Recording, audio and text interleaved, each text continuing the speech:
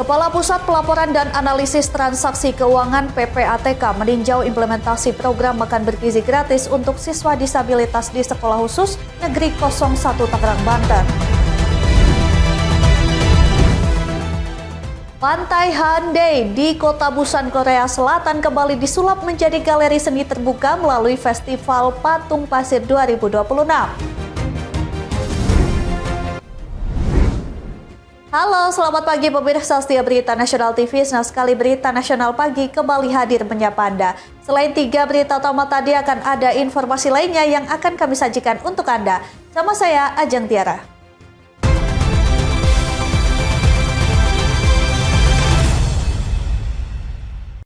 Ya, kita awali dengan informasi yang pertama. Pemirsa, penandatanganan nota kesepahaman antara PT Dirgantara Indonesia dan PT Bandar Udara Internasional Jawa Barat di Jakarta. Penandatanganan nota kesepahaman ini disaksikan Menteri Koordinator Bidang Infrastruktur dan Pembangunan Kewilayahan Agus Harimurti Yudhoyono. Menteri Koordinator Bidang Infrastruktur dan Pembangunan Kewilayahan Agus Harimurti Yudhoyono menyebut kolaborasi antara PT Dirgantara Indonesia dan PT Bandar Udara Internasional Jawa Barat menjadi langkah untuk mengembangkan Kertajati, Jawa Barat sebagai hub industri kedirgantaraan. Menurut AHY, salah satu tantangan yang masih terus diupayakan penyelesaiannya adalah meningkatkan aktivitas Bandara Kertajati melalui penambahan jumlah penerbangan, termasuk penerbangan haji dan umroh. Selain mengoptimalkan operasional bandara, pemerintah juga berupaya mengembangkan kawasan industri kedirgantaraan di wilayah tersebut. Karena itu tentu yang berada di garda depan salah satunya adalah PTD. Kita tahu PTDI sudah sejak lama menjadi kebanggaan Indonesia sebagai pilar industri manufaktur di sektor kedirgantaraan dan pesawat terbang. Kini PTDI juga mengembangkan drone yang dapat dimanfaatkan untuk kepentingan sipil maupun militer. AHY mengatakan Bandung kini semakin padat penduduk, sementara kebutuhan tata ruang juga terus meningkat sehingga memerlukan kawasan pengembangan yang lebih luas. Dalam konteks tersebut, Kertajati dinilai menjadi salah satu lokasi yang ideal. Dari Jakarta, Ibrahim, Berita Nasional TV.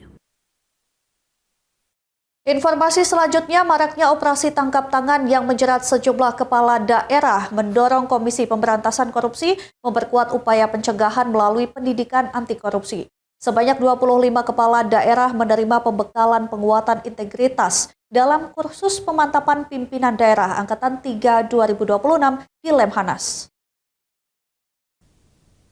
Komisi Pemberantasan Korupsi akan memberikan materi pendidikan anti korupsi kepada 25 kepala daerah yang mengikuti kursus pemantapan pimpinan daerah atau KPPD Angkatan 3 2026 di Lembaga Ketahanan Nasional Jakarta Pusat.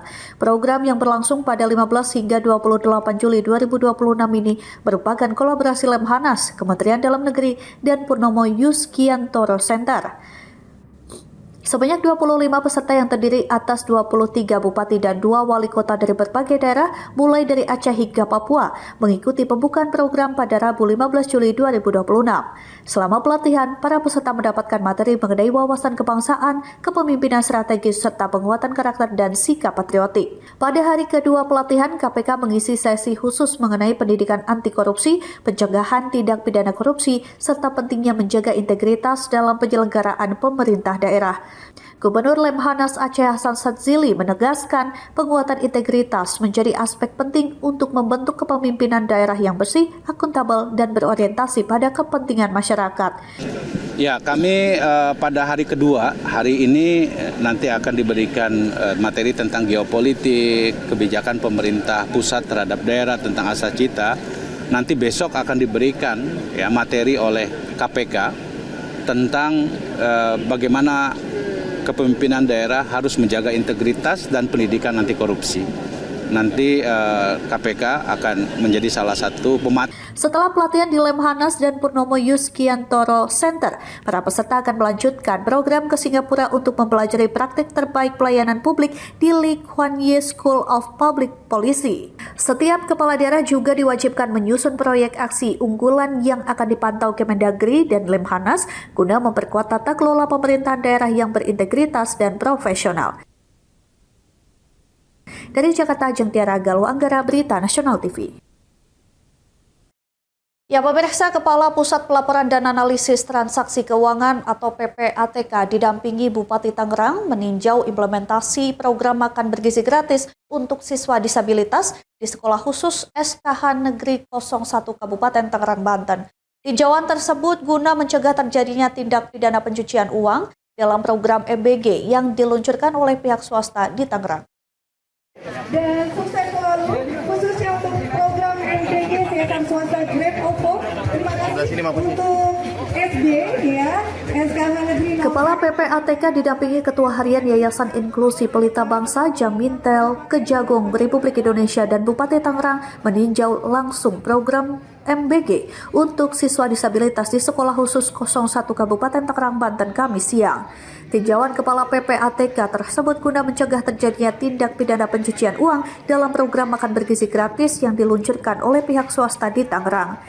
Ivan Yustiavandana, Kepala PPATK, memastikan program Corporate Social Responsibility berupa makan bergizi gratis oleh pihak swasta ini tidak bersumber dari anggaran pendapatan dan belanja negara atau APBN. Kita menyemangati saudara-saudara kita yang berkebutuhan khusus terkait dengan makan bergizi gratis. Alhamdulillah hari ini kita realisasikan dan insya Allah gerakan ini akan terus kita gelorakan di seluruh Nusantara.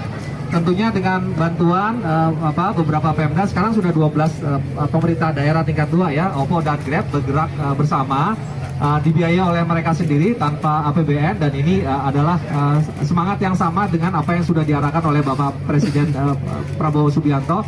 Dan alhamdulillah ini akan terus kita jalankan. PPATK selalu bersama dengan teman-teman dari kalangan swasta untuk membangun kebersamaan dan daya juang dalam upaya melakukan pemberantasan dan pencegahan pencucian uang. Mungkin dari saya itu sedikit, mungkin nanti dari Pemda dulu, Pak Bupati ada yang... Sementara itu, Ketua Yayasan Inklusi Pelita Bangsa Cahaya Mantovani mengatakan distribusi MBG kepada siswa disabilitas di SKH 01 Kabupaten Tangerang merupakan salah satu bagian kerjasama dalam program CSR swasta yang sudah terjalin sejak tahun lalu. Sebelum kita mulai dengan Grab dan OVO, kita awalnya kerjasama dengan orang tua murid di SLB 07 Jakarta Timur. Dan itu kita mulai sedikit demi sedikit, lalu akhirnya kita bekerja sama dengan Grab dan OVO, dan akhirnya kita belajar, oh ternyata sistem yang sangat sistemnya sangat tersistemisasi secara baik dan juga transparan, dan saya sangat ingin belajar, dan juga akhirnya kita bekerja sama dan kita ke sekolah SKH ada 11 di tahun lalu, sekitar 2.200 siswa dan juga guru, dan alhamdulillahnya tahun ini kami berkembang dan juga lebih banyak CSR yang ikut mendukung MBG CSR swasta ini, dan alhamdulillahnya hari ini juga kami bersama PPATK dengan dalam rangka Gerakan Nasional Mulia 24 tahun, dan semoga kedepannya kita juga bisa ikut bersama terus ya Pak. Sekian dari saya, terima kasih. Hingga saat ini terdapat 12 sekolah khusus yang masuk dalam program MBG dari swasta dengan total jumlah penerima manfaat lebih dari 2.000 siswa dan guru. Dari Tangerang, Banten, Mujib Watumerisa, Berita Nasional TV. Ya, setelah beberapa minggu diliburkan, program makan bergizi gratis kembali didistribusikan tepat di hari pertama kegiatan belajar mengajar dimulai. Meskipun tak terlihat adanya perbedaan mencolok baik dari menu maupun pola pendistribusiannya, para siswa penerima manfaat kini bisa kembali menyisihkan uang jajan setelah mereka lupa kapan terakhir kali mendapatkan jatah MBG.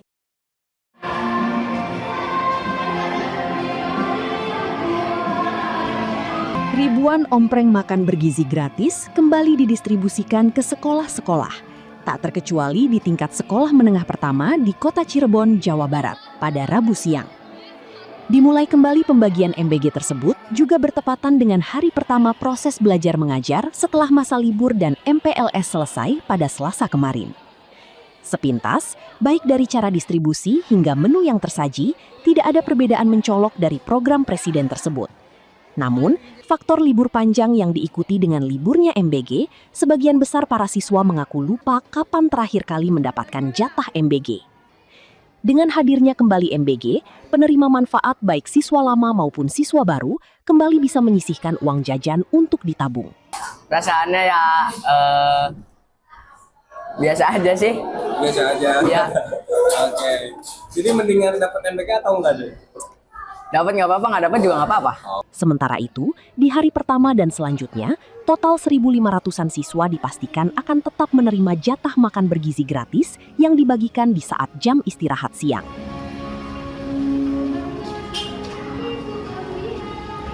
Ya pemirsa, usai jeda kami akan hadirkan informasi mengenai penertiban bangunan liar di Kampung Makassar, Jakarta Timur. Tetaplah bersama kami di Berita Nasional Pagi.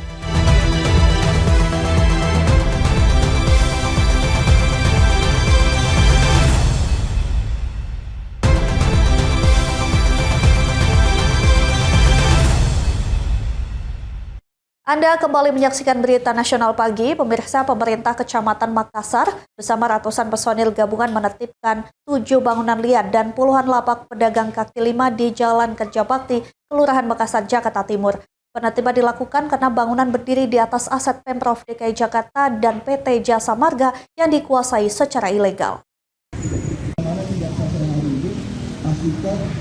Sekitar 160 personel gabungan diterjunkan untuk menertibkan 7 bangunan liar dan sejumlah lapak yang digunakan 50 pedagang kaki lima di pinggir Jalan Kerja Bakti, Kelurahan Makassar, Kecamatan Makassar, Jakarta Timur. Penertiban dipimpin langsung Camat Makassar setelah apel gabungan di area parkir lokasi binaan Makassar. Penertiban dilakukan menindaklanjuti permohonan pemerintah Provinsi DKI Jakarta dan PT Jasa Marga karena lahan yang digunakan pedagang merupakan aset resmi yang ditempati tanpa izin. Penertiban mengacu pada Peraturan Daerah Nomor 7 Tahun 2007 tentang Ketertiban Umum. Sebelum penertiban, petugas telah melakukan sosialisasi kepada para pemilik bangunan sehingga saat eksekusi dilakukan sebagian besar bangunan sudah dalam kondisi kosong. Setelah penertiban, lahan akan dikembalikan sesuai fungsi sebagai jalur hijau atau taman. Para pedagang juga didorong untuk berpindah ke pasar embrio atau lokasi binaan Makassar. Hingga saat ini, 37 dari 50 pedagang telah mendaftar untuk menempati lokasi tersebut. Operasi penertiban melibatkan unsur Satpol PP, PPSU, Sudin Gulkarmat, Sumber Daya Air, Bina Marga, Taman dan Hutan Kota, TNI Polri, serta pengurus RT, RW, LMK, dan FKDM. Sebelum penertiban, petugas juga telah melakukan pendekatan secara langsung kepada para pedagang, namun permohonan penundaan yang berulang kali tidak lagi dikabulkan. Bangunan yang dibongkar didominasi gudang penyimpanan barang dagangan pedagang kaki lima serta beberapa kios dan toilet umum yang berdiri di atas lahan tersebut. Pedagang yang permanen dan non permanen 37 sudah mendaftar di Login Kecamatan Makassar.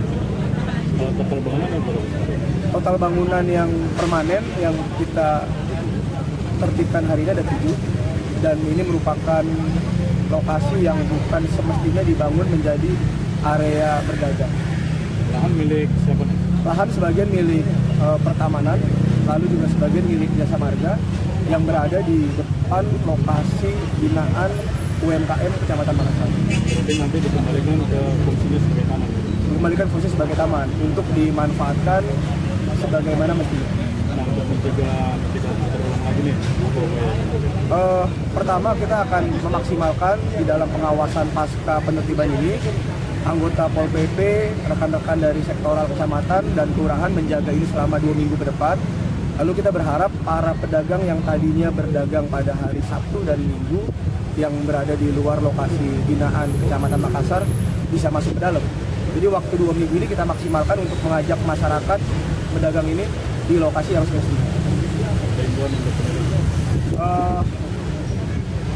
Himbauannya intinya para pedagang tetap boleh berusaha, tapi ikutin kaidah-kaidah aturan yang sebagaimana mestinya yang ada di Pemprov DKI Jakarta, dan kita berharap dengan kegiatan ini tidak mematikan usaha dari para pedagang, tapi malah kita berharap lokasi binaan yang tadinya mulai surut bisa hidup kembali.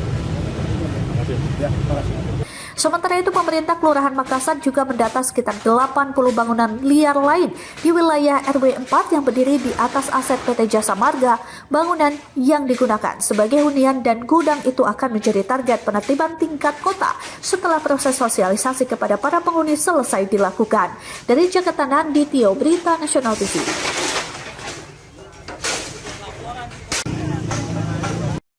Kabar berikutnya, keberadaan kandang ayam di kawasan Serua, Kecamatan Ciputat, Tangerang Selatan dikeluhkan sejumlah penghuni perumahan lantaran diduga menimbulkan aroma tak sedap. Meski demikian, warga berharap pemerintah dapat menghadirkan solusi terbaik tanpa merugikan salah satu pihak.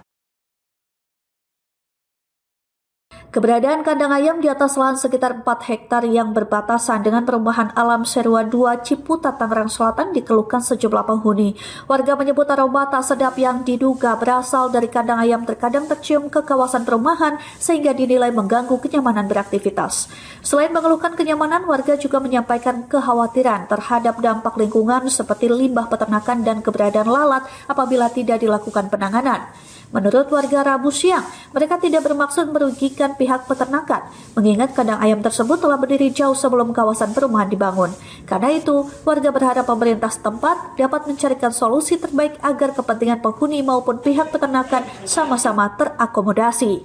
Iya, saya kan yang tinggal di sini. Saya pengennya semua yang terbaik. Tapi kalau bisa pemerintah juga harus ikut turun tangan terkait ini. Waduh, saya sih baru-baru ini ya. Kalau misalnya aroma itu nggak sedap itu baru-baru ini.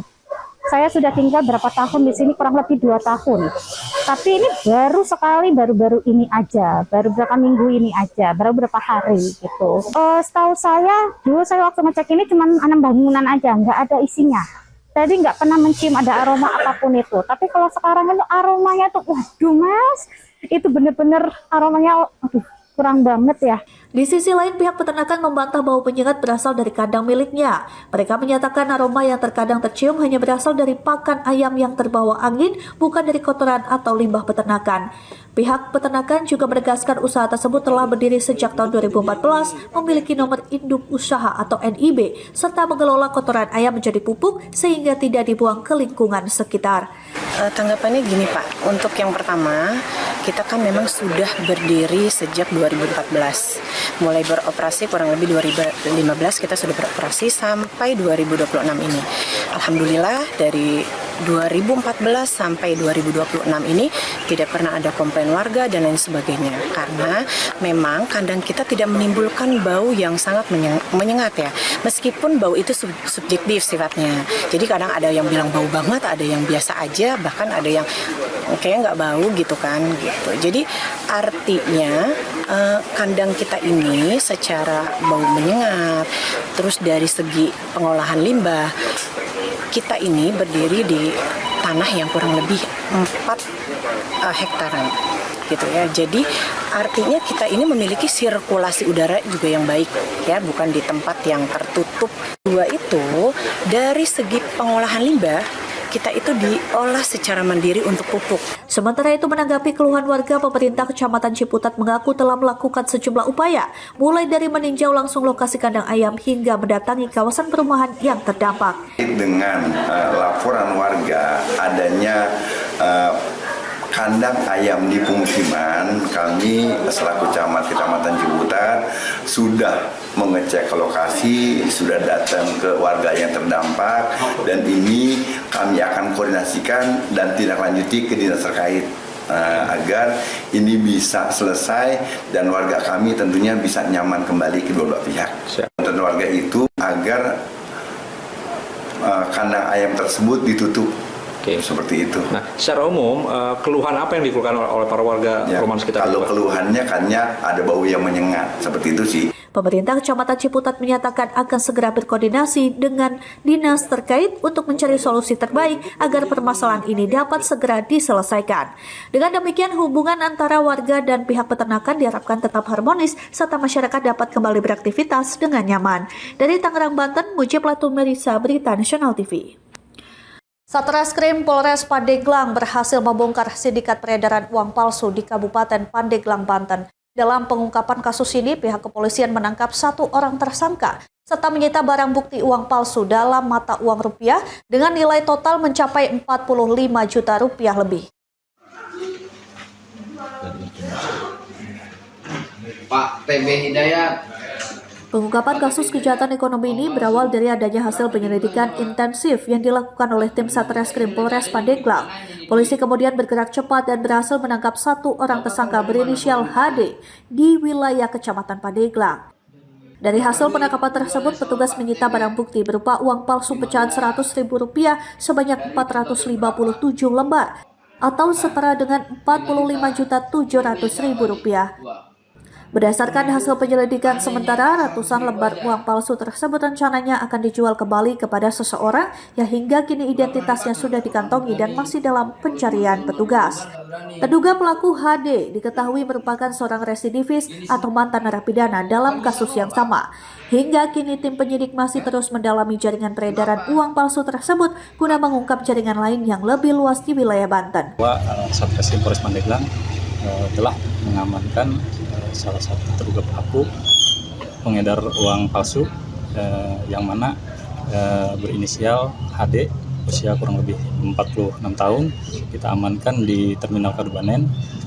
Awalnya kami mendapat informasi bahwa akan adanya transaksi berkaitan pengedaran uang palsu. Setelah kita dalami, ditemukan orang tersebut membawa uang kurang lebih sebesar Rp45.700.000. Atas perbuatannya, tersangka HD kini kembali dijerat Undang-Undang Nomor 7 Tahun 2011 tentang mata uang. Pelaku kini terancam hukuman pidana penjara paling lama 10 tahun. Guna mengantisipasi adanya korban lain, pihak kepolisian mengimbau keras kepada seluruh lapisan masyarakat untuk lebih teliti dan mempergunakan metode dilihat, diraba, diterawang saat menerima uang tunai. Warga juga diminta segera melaporkan ke kantor polisi terdekat apabila menemukan uang yang diduga palsu. Dari Pandeglang, Banten, Tim Liputan Berita Nasional TV. Informasi selanjutnya, aksi pencurian nekat kembali terjadi di wilayah Kabupaten Pandeglang, Banten. Kali ini seorang pelaku dengan berani menggondol telepon genggam di lingkungan Markas Komando Satuan Polisi Pamong Praja atau Makopol PP Pandeglang. Aksi berani pelaku ini sempat rekam oleh kamera pengawas dan kini tengah dalam penyelidikan pihak kepolisian. Inilah rekaman kamera pengawas CCTV yang memperlihatkan detik-detik seorang pria memasuki area Makopol PP Pandeglang. Dengan memanfaatkan situasi di kala anggota jaga sedang beristirahat, pelaku terlihat berjalan mengendap-endap di sela-sela anggota Pol PP yang sedang tertidur pulas. Hanya dalam hitungan detik, pelaku berhasil menggasak satu unit handphone milik salah seorang petugas yang tergeletak sebelum akhirnya kabur meninggalkan lokasi. Aksi pencurian tersebut baru diketahui pada pagi harinya setelah korban menyadari barang berharga miliknya telah raib dari tempat semula. Korban yang merasa curiga langsung memeriksa rekaman kamera pengawas yang terpasang di dinding ruangan. Masing-masing memiliki, gitu. Ada 3 handphone yang ada, cuma yang diambil yang 1. Nah, jadi yang tergeletak di meja itu yang diambil. Yang 2 itu nggak diapa-apain sama dia. Kan. Bahkan kendaraan roda 2 pun standby di depan, itu nggak ada masalah, kan, nggak diambil. Peristiwa pencurian di dalam markas aparat ini kini sudah resmi dilaporkan kepada pihak kepolisian. Rekaman kamera pengawas CCTV tersebut kini menjadi barang bukti penting bagi petugas kepolisian untuk mengidentifikasi identitas pelaku guna pengungkapan kasus lebih lanjut. Dari Pandeglang, Banten, jurnalis Berita Nasional TV melaporkan. Ya pemirsa, jangan kemana-mana, usai jeda kami akan mengajak Anda melihat kemeriahan Festival Patung Pasir Haeundae di Kota Busan, Korea Selatan. Tetaplah bersama kami.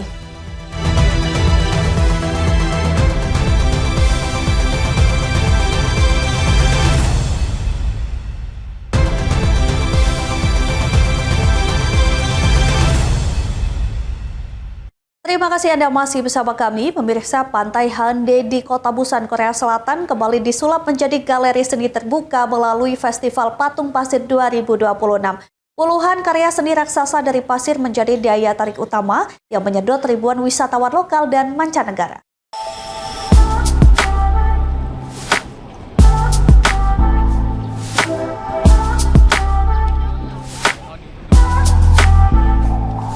Puluhan pengunjung memadati Pantai Haeundae pada hari pembukaan Festival Patung Pasir Haeundae 2026 di Kota Busan, Jumat waktu setempat. Hamparan pasir yang membentang di tepi laut berubah menjadi galeri seni terbuka yang menampilkan beragam patung pasir berukuran raksasa. Sebanyak 17 karya seni dibuat oleh 11 seniman kelas dunia yang berasal dari Korea Selatan, Kanada, Cina, Prancis, dan Taiwan. Masing-masing menampilkan detail ukiran yang rumit dan menjadikan pasir sebagai media untuk menceritakan sejarah dan budaya Kota Busan. Mengusung tema A Time Journey Through Busan Insen, festival tahun ini mengajak pengunjung menelusuri perjalanan sejarah Busan melalui patung-patung pasir. Mulai dari kisah misi diplomatik pada masa dinasti Joseon, peran Busan sebagai ibu kota sementara Korea Selatan saat Perang Korea, hingga ikon modern seperti Busan International Film Festival dan budaya bisbol yang melekat di kota tersebut. Salah satu karya yang menyita perhatian adalah patung yang menggambarkan iring-iringan kerajaan pada era dinasti Joseon. Ada pula patung yang menampilkan peran penting Busan sebagai pusat pemerintahan sementara di masa Perang Korea. Seluruh karya menunjukkan tingkat keterampilan tinggi para seniman dalam mengolah pasir menjadi bentuk yang hidup dan penuh makna. Para wisatawan mengaku terkesan dengan keindahan dan keunikan festival ini.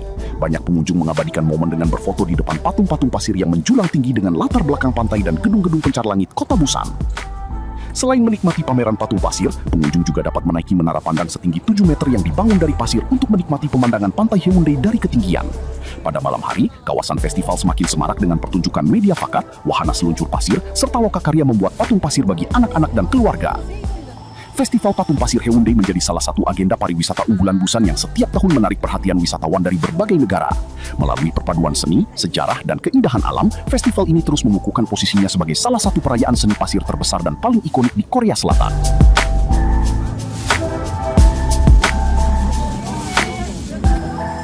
Ya, dari Busan kita beralih ke Taiwan. Ada festival seni patung pasir Tongxiao resmi dibuka di Kabupaten Miaoli. Puluhan karya seni pasir hasil kreasi seniman lokal dan mancanegara menjadi daya tarik utama yang memeriahkan musim panas tahun ini.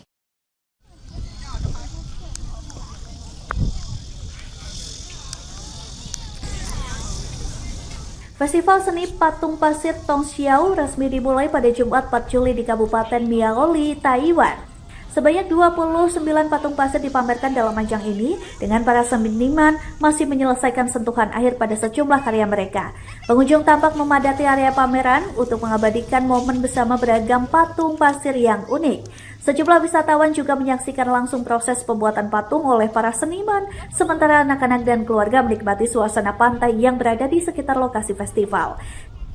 Salah satu pengunjung bernama Miss Day menyebut pemandangan pada malam hari menjadi salah satu daya tarik utama festival. Menurutnya, pencahayaan yang menghiasi patung-patung pasir menciptakan suasana yang indah dan menarik untuk dinikmati. Festival tahun ini melibatkan seniman dari Taiwan dan berbagai negara. Karya utama bertajuk Heart of the World menjadi ikon pameran dengan desain yang terinspirasi dari bunga tung, salah satu simbol alam yang ikonik di wilayah tersebut. Memasuki penyelenggaraan ketiga, festival akan berlangsung hingga 6 September mendatang. Selain pameran patung pasir, pengunjung juga dapat menikmati kompetisi patung pasir internasional, pertunjukan musik, pasar kreatif, serta berbagai aktivitas ramah keluarga. Sejak pertama kali digelar pada tahun 2024, Festival Seni Patung Pasir Tongxiao telah berkembang menjadi salah satu agenda wisata musim panas unggulan di Kabupaten Miaoli yang menarik ribuan pengunjung setiap tahun. Tim Liputan Berita Nasional TV. Selanjutnya, Festival Patung Pasir Internasional ke-22 resmi dibuka di kawasan Benteng Peter dan Paul, Saint Petersburg, Rusia. Puluhan seniman menampilkan karya bernuansa mitologi dan dongeng yang menyita perhatian ribuan pengunjung.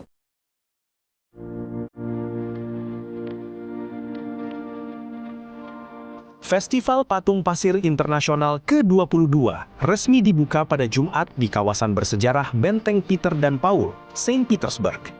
Ajang seni tahunan ini kembali menyuguhkan beragam karya patung pasir berukuran besar yang mengangkat tema mitologi, dongeng, dan imajinasi.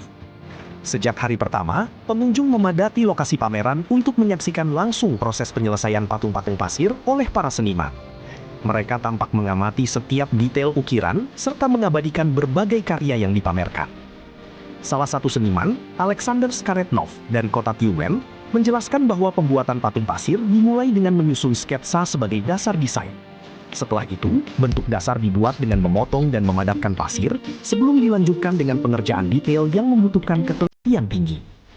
Karya Alexander terinspirasi dari legenda abad pertengahan bangsa Slavia. Ia menampilkan dua burung mitologi, yaitu Sirin dan Alkonost, yang melambangkan dua sisi kehidupan. Alkonost digambarkan sebagai burung pembawa kebahagiaan, sedangkan Sirin melambangkan kesedihan.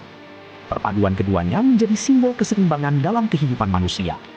Pengunjung mengaku terkesan dengan tingkat ketelitian dan kreativitas para seniman dalam mengubah hambaran pasir menjadi karya seni yang hidup. Banyak warga menjadikan pameran ini sebagai salah satu destinasi favorit setiap musim panas. Tahun ini, festival mengusung tema The Joy of Creativity atau kegembiraan dalam berkarya. Ribuan ton pasir didatangkan dari berbagai tambang di wilayah Leningrad untuk mendukung pembuatan puluhan patung berukuran besar yang dipamerkan. Selain menikmati pameran patung pasir, pengunjung juga dapat mengikuti berbagai aktivitas keluarga, termasuk area bermain khusus bagi anak-anak yang disediakan oleh penyelenggara. Fasilitas tersebut menjadikan festival ini sebagai salah satu destinasi rekreasi edukatif bagi semua usia. Pameran akan berlangsung hingga 1 September mendatang. Melalui perpaduan seni, budaya, dan kreativitas, Festival Patung Pasir Internasional Saint Petersburg terus menegaskan posisinya sebagai salah satu ajang seni pasir paling bergengsi di Rusia dan Eropa.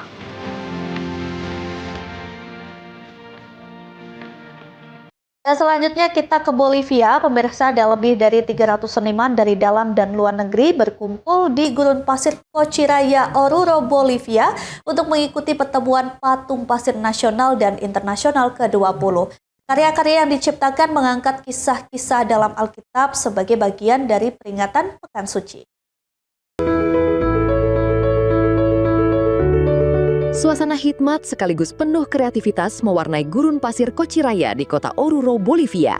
Lebih dari 300 seniman dari berbagai daerah di Bolivia serta negara tetangga seperti Argentina dan Peru berpartisipasi dalam pertemuan patung pasir nasional dan internasional ke-20.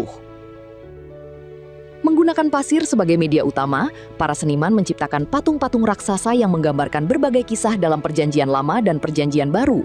Di antaranya adegan sengsara Yesus Kristus, kisah Bahtera Nabi Nuh, serta berbagai peristiwa penting lain yang memiliki makna mendalam bagi umat Kristiani. Proses pembuatan patung membutuhkan waktu beberapa hari.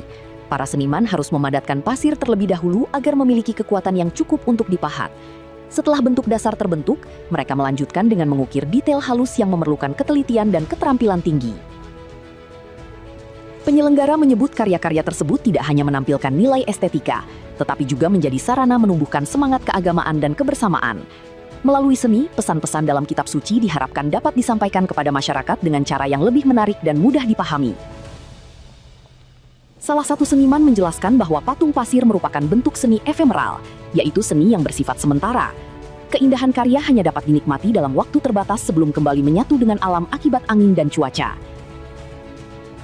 Setiap peringatan Jumat Agung, ribuan warga dan keluarga datang ke Cochiraya untuk menyaksikan langsung pameran patung pasir tersebut. Masyarakat memanfaatkan kesempatan itu untuk berwisata sekaligus menghayati makna Pekan Suci melalui karya-karya seni yang dipamerkan. Tradisi membuat patung pasir di Cochiraya telah berlangsung selama 2 dekade dan terus menjadi bagian penting dari perayaan Pekan Suci di Bolivia. Setiap tahun, acara ini menarik ratusan seniman dan pengunjung dari berbagai negara, sekaligus memperkuat posisinya sebagai salah satu festival seni religi paling ikonik di kawasan Amerika Latin.